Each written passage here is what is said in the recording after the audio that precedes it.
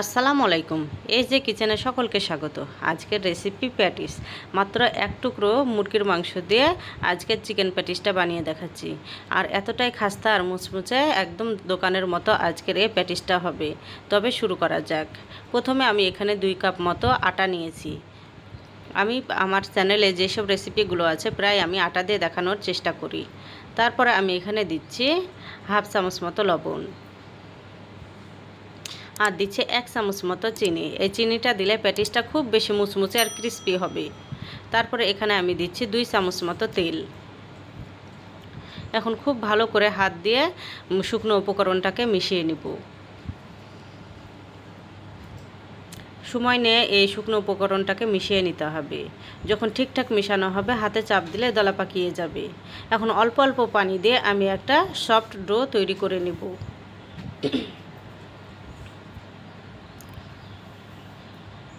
খুব ভালো করে আমি অল্প অল্প পানি দিয়ে ডোটাকে মেখে নিচ্ছি। আমার চ্যানেলে নতুন বন্ধু হয়ে থাকলে প্লিজ একটা সাবস্ক্রাইব করে আমার পাশে থাকতে পারেন। এখন ডোটা খুব ভালোভাবে মাখা হয়ে গেছে। এখন আমি এটাকে রেস্টে রেখে দেব। এদিকে ডোটা রেস্টে থাকবে আর আমি এই ফাঁকে একটা পুর বানিয়ে নিব। আমি এই পুরটা খুব অল্প তেলে বানানোর চেষ্টা করেছি। তারপরে দিচ্ছি আমি 1 বাটি মতো পেঁয়াজ, আর দিচ্ছি 4টা মতো কাঁচামরিচ কুচি। এখন হালকা যখন ভাজা হয়ে আসবে সেই পর্যায়ে আমি দেব এখানে মুরগির বুকের মাংস এক টুকরো মাংসকে আমি খুব ছোট করে কেটে নিয়েছি। আপনারা চাইলে এখানে কিমাটাও করে নিতে পারেন। এখন পেঁয়াজের সঙ্গে আমি মুরগির মাংসটাকে খুব ভালোভাবে ভেজে নেব। প্রায় 4 থেকে 5 মিনিট আমি এই মুরগির মাংসটাকে ভেজে নেব। এখন স্বাদ মতো দেব মরিচ, লবণ, জিরা, ধনে আর আদা রসুন বাটা। এখন আদা রসুন দিয়ে আবারও কিছুক্ষণ ভালো করে ভেজে নিব মাংসটাকে। মাংসটা যখন খুব ভালোভাবে ভাজা হয়ে যাবে সেই পর্যায়ে আমি এখানে দিব টমেটো সস। আমি এখানে মিনি প্যাক যেটা আছে ওই মিনি প্যাকে 2 প্যাকেট আমি এখানে টমেটো সস দিয়ে দিচ্ছি। দিয়ে আবারও ভালো করে নেড়ে চেড়ে নিচ্ছি। তারপর এখানে দেব 1 চামচের মতো আমি এখানে সয়া সসটা দিয়ে আমি আবারও ভালো করে নেড়ে চেড়ে নিব। আর এরপর যে লবণটা চেক করে নেবেন। আমার চিকেনের পুরটা রান্না করা হয়ে গেছে। এখন চুলা থেকে নামিয়ে নিব। আর এখানে আমি একটা মিশ্রণ তৈরি করে নেব। আমি 2 চামচ তেলের সঙ্গে আমি দিচ্ছি 2 চামচ কর্নফ্লাওয়ারটা তেলের সঙ্গে খুব ভালোভাবে মিশিয়ে নেব। এই মিশ্রণটা তৈরি করে একটা সাইডে রেখে দেব। আর মিশ্রণটা কি করব আমি পরে বলছি। এখন ডোটা রেস্টে রেখেছিলাম, দেখুন কতটা সফট হয়ে গেছে, অনেকটাই সফট হয়ে গেছে। এখন আবারও কিছুক্ষণ হাত দিয়ে ভালো করে মেখে নিব। আর ছোট ছোট লেচি করে আমি এগুলোকে কেটে নেব। আমি ছোট করে লেচি করে এখন একটা রুটি বোটে নিয়ে নিচ্ছি।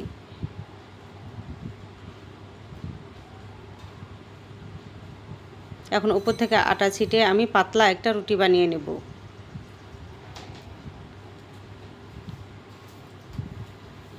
যতটা সম্ভব পাতলা করে এই রুটিটা বেলে নিতে হবে যাতে হাতের তালু পর্যন্ত দেখা যায়। যত বেশি পাতলা রুটি হবে তত বেশি প্যাটিসটা মুচমুচে আর খাস্তা হবে। দেখে বুঝতে পারছেন কতটা পাতলা হয়েছে। যারা এখনও পর্যন্ত একটা লাইক দেননি তারা প্লিজ একটা লাইক দিয়ে ভিডিওটা কন্টিনিউ করবেন। এখন আমি যেই মিশ্রণটা তৈরি করেছিলাম সেই মিশ্রণটা এখন দিয়ে ব্রাশ করে দেব।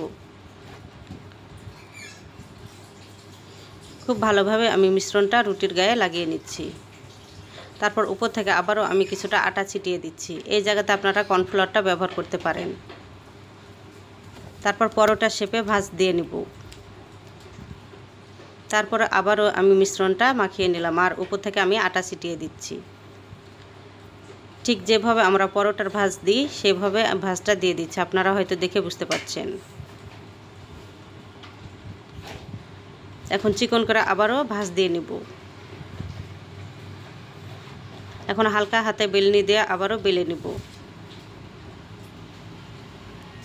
এভাবে করে বেলে নিলে রুটিটা খুব বেশি পাতলা হবে।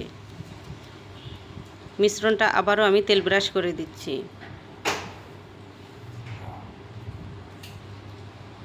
এখন টাইট করে একটা রোলের মতো করে আমি জড়িয়ে নেব।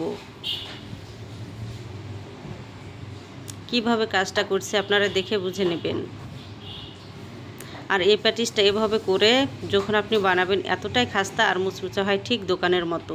এখন আমি শিল করে নিচ্ছি পানি দিয়ে। অবশ্যই এখানে পানি ব্যবহার করবেন, পানি ব্যবহার না করলে ভাজার সময় এগুলো খুলে আসবে। দিয়ে এখন আমি হাত দিয়ে ডলে টাইট করে আমি শিলটা করে নিচ্ছি। এখন 2 পাশটা সমান করে কেটে নেব। এখন হালকা হাতে চাপ দিয়ে আমি একটা লেচি বানিয়ে নেব। উপর থেকে আমি আটা ছিটিয়ে দিচ্ছি। এখন আবার একটা পাতলা রুটি বানিয়ে নেব। দেখে বুঝতে পাচ্ছেন যে কতটা বোঝা যাচ্ছে রাউন্ডগুলো। এখন আমি প্যাটিসের সাইজে কেটে নিব। আমি 4-5টা কেটে নিব।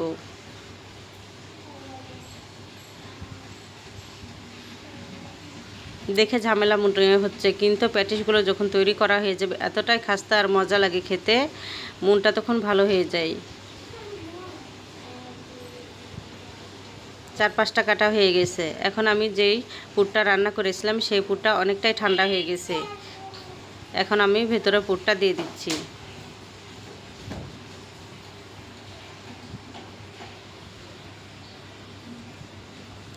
আপনারা চিকেনের জায়গাতে ডিম কিংবা খালি পেঁয়াজ দিয়েও এই পুরটা তৈরি করে নিতে পারেন। এখন চারপাশে আমি পানি লাগিয়ে নিচ্ছি।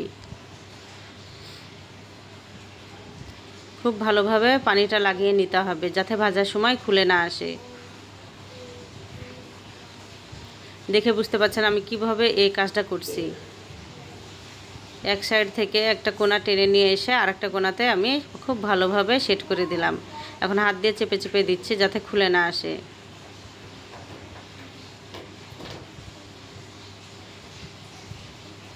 এভাবে করে আমি সব প্যাটিসগুলো বানিয়ে নিয়েছি। দেখে বুঝতে পাচ্ছেন কতটা সুন্দর হয়েছে প্যাটিসটা।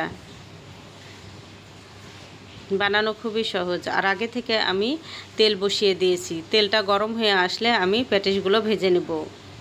আর একসঙ্গে অনেকগুলো প্যাটিস ভেজে রাখতে যাবেন না। 3-4টা মতো প্যাটিস বানিয়ে আপনারা ভেজে নিতে পারেন। এতে লেয়ারগুলো খুব ভালোভাবে বোঝা যাবে।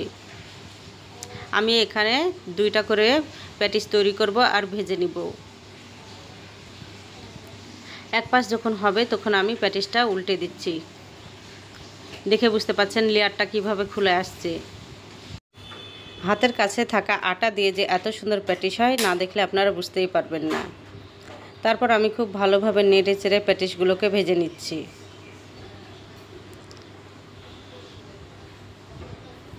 প্যাটিসগুলো ভাজা হয়ে গেছে। আমি এখন তেল ঝরিয়ে উঠিয়ে নেব।